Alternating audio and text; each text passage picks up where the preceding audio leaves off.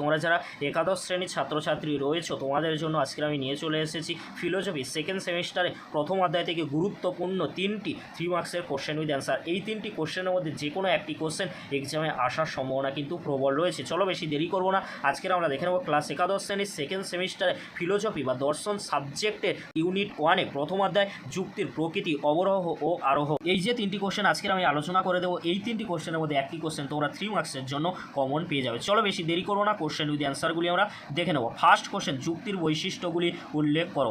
যুক্তি হলো ভাষায় প্রকাশিত অনুমান।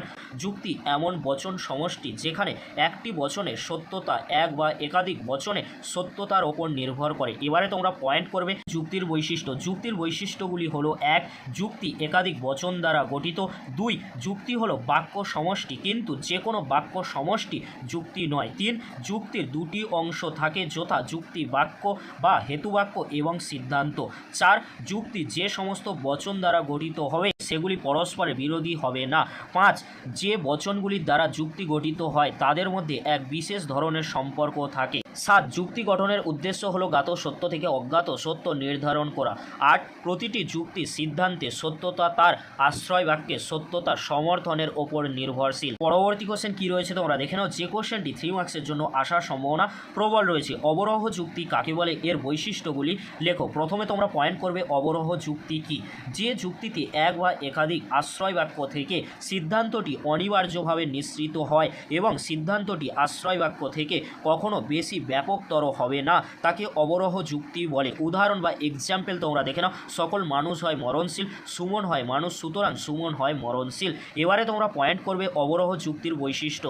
অবরোহ যুক্তির সংজ্ঞা ও স্বরূপ বিশ্লেষণ করে যে বৈশিষ্ট্যগুলি লক্ষ্য করা যায় সেগুলি হলো 1, অবরোহ যুক্তিতে এক বা একাধিক আশ্রয় বাক্য থাকে। 2, এই যুক্তিতে সিদ্ধান্তটি আশ্রয় বাক্য থেকে অনিবার্যভাবে নিঃসৃত হয়। 3, এই যুক্তিতে সিদ্ধান্তটি কখনো আশ্রয় বাক্য থেকে বেশি ব্যাপকতর হয় না। 4, এই যুক্তির ক্ষেত্রে বৈধ বা অবৈধ বিশ্লেষণগুলি প্রয়োগ করা যায় অর্থাৎ এই যুক্তিটি বৈধ বা অবৈধ হয়। 5, অবরোহ যুক্তির মূল লক্ষ্য হলো শুধুমাত্র আকারগত সত্যতা।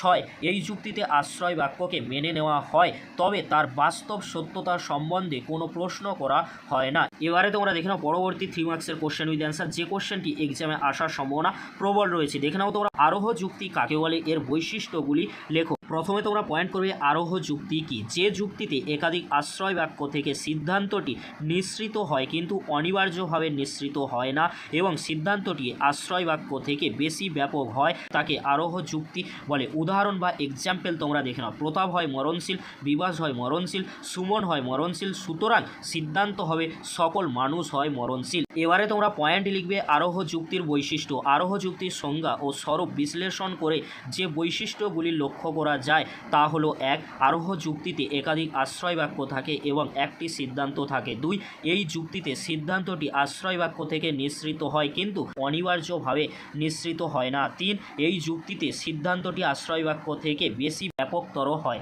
4, এই যুক্তির লক্ষ্য হলো আকারগত সত্যতা ও বস্তুগত সত্যতা উভয়ই। 5, আরোহ যুক্তির সিদ্ধান্তে নতুনত্ব থাকে অর্থাৎ এই যুক্তি সিদ্ধান্তটি আশ্রয় বাক্যের মধ্যে অন্তর্ভুক্ত কিন্তু থাকে না। 6, এই যুক্তির সিদ্ধান্তকে বলে সামান্য সংশ্লেষক বচন। 7, আরোহ যুক্তির ক্ষেত্রে বৈধ বা অবৈধ বিশ্লেষণগুলি প্রয়োগ করা যায় না। এই ছিল আজকের আলোচনা। যদি ভিডিওটি হেল্পফুল হয়ে থাকে অবশ্যই ফ্রেন্ডদের কাছে বেশি বেশি করে শেয়ার করে দিও। এই যে 3টি কোশ্চেন আজকের আমি আলোচনা করে দিলাম এখান থেকে তোমরা একটি কোশ্চেন এক্সামে কমন পেয়ে যাবে। ভিডিওটি দেখার জন্য তোমাদেরকে অসংখ্য ধন্যবাদ।